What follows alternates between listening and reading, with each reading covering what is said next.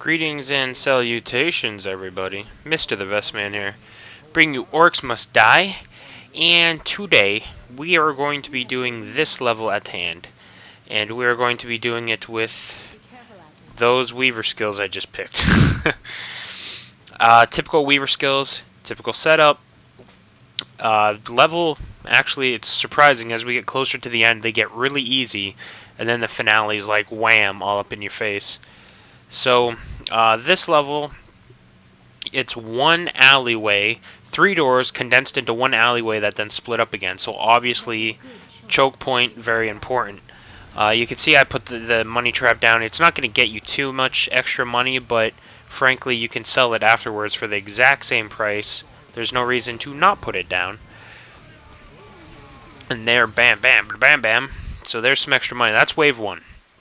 Wave 2, all of the doors will open, so you're going to want to put a little brimstone down. Doesn't really matter what door you cover, just cover one of the doors. I lied, wave 2 still has only the north door.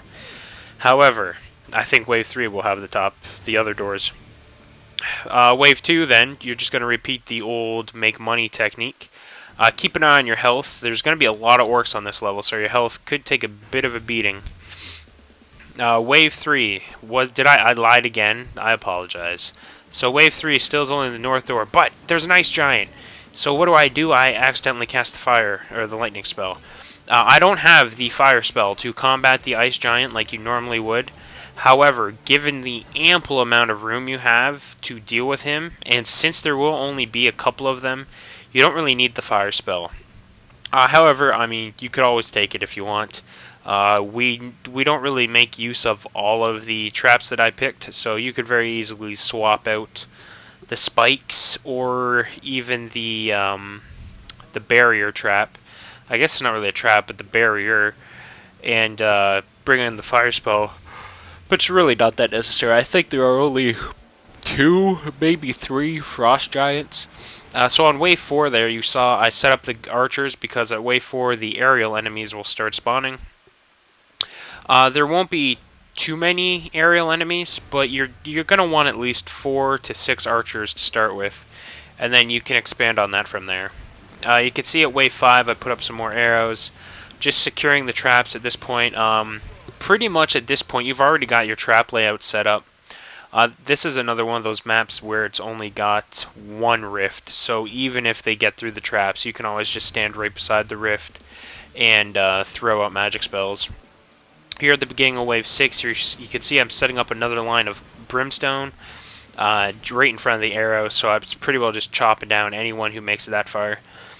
Wave 7, you get a bone or like a little spare time, so I set up more archers, and this will pretty well secure aerial enemies. There will be no chance of them slipping through. Even land-based enemies now are going to have an awful hard time cutting through 10 archers. You can see the frost giant, even the frost giant, like look at all the archers converge on him, and it just eats his health away. Wave 8, you're not going to change too much. Once again, you're just going to keep buffing up your traps. You see I laid down some spikes, not entirely necessary, but I had the money. Didn't have a whole lot to spend it on. You're going to want to keep using the lightning cloud. If you want, you can obviously shoot these aerial enemies with your magic, but otherwise, just let the archers get them. It's not a huge priority. Here at wave 9, I've just got so much extra money, I start putting up auto ballistas. I really had no reason not to. I might as well use the money for something, and the auto ballista can actually shoot farther than you just saw it right there. It can shoot a lot farther than the archers can. So they actually do a good job of taking out a few enemies before they really get even close. Yeah, there they go firing again. Wave 10 of 12.